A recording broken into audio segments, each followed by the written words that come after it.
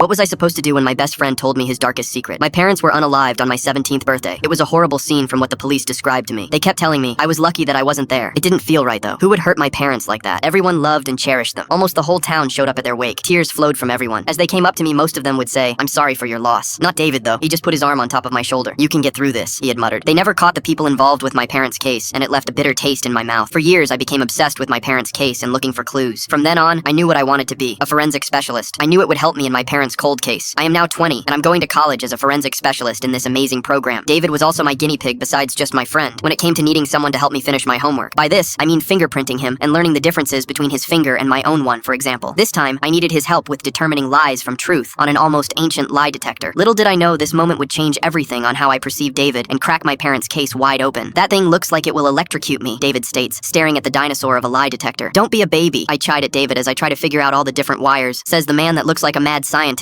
David mutters. "Don't tempt me," I said right back as I finally got the wires correct. I start pinning the wires to David. "Dude, watch it," as I pin 2 wires to the inside of his thighs. I just roll my eyes at David. After a minute, I had it all set up. I sit on my chair and turn it on. "Okay, I'm going to start with a baseline to determine truth from lies." I set the recorder next to the desk. "What is your full legal name?" David rolls his eyes as he answers, "David Forrest." I watch how the needle holds steady. Age, 21. Birthday, December 21st, 2004. The needle held steady with each of his truthful statements. "Okay, lie about the next question. What color is the sky?" David grins. "Green." I watch the needle jump slightly. I couldn't help but be impressed by the dinosaur lie detector. It made sense why back then they had a questioner and someone to watch the lie detector. "Did you ever steal something or someone from someone else?" "No." The needle jumps as I mark the question as a lie, which I found strange. "Do you like the beach?" "Yes." I glanced at him as he shrugged. "Hot girls." I grin at David. Now that made sense. "Have you ever committed a felony crime?" "No." Once again a lie. I suddenly didn't feel like I knew David at all. I stayed calm and pushed on. "Do you enjoy music?" "Yes." "Do you like pizza?" "Yes." "Have you ever hurt someone?" "No." A lie. What was going on? "Have you ever loved someone?" "Yes." "Have you ever made fun of someone?" Sigh. "Yes." I nodded because David did love his mom and had been a bully at one point. "Have you ever deceived someone after hurting them?" "No." The needle jumps the highest I have seen it go so far. "Have you ever hated someone?" "Yes." The truth. This was the strangest session I have ever seen done. "Who?" David doesn't answer. He stares at me for a long moment. "Are we done?" He starts taking the wires off of him. "No." I stand my ground. "Who did or have hated?" "Back off, Brian." He snarls at me. "I will not." I stand in front of David. "Move." David snarls at me. "No! Tell me!" My head swings to the side as David punches me in the face. My lip splits open as I throw a punch. David takes it directly to his eye. "Who did you hurt?" David seems feral as he snarls at me. You pickle!" "What? How the heck have you hurt me?" David shakes his head at me. "My darkest secret, and I'm not telling you." Something about that statement seemed dark, especially when I try to think of a time David has hurt me. Nothing comes to my mind. Before my eyes are blown wide, David just stares at me. No, you didn't unalive my parents?" I snarl at David. David just stares at me and I swore I saw evil staring back at me. "You unalived my parents?" David looks at me and says only one word. "Yes." All I could do was hand everything from my forensic class that David had helped me in over to the police when they arrested David, who had unalived my parents. My best friend this whole time, and I still allowed him to try and bring justice to the people who unalived my parents. I felt disgusted and vomited into the bush as David mouthed, "I'll find you."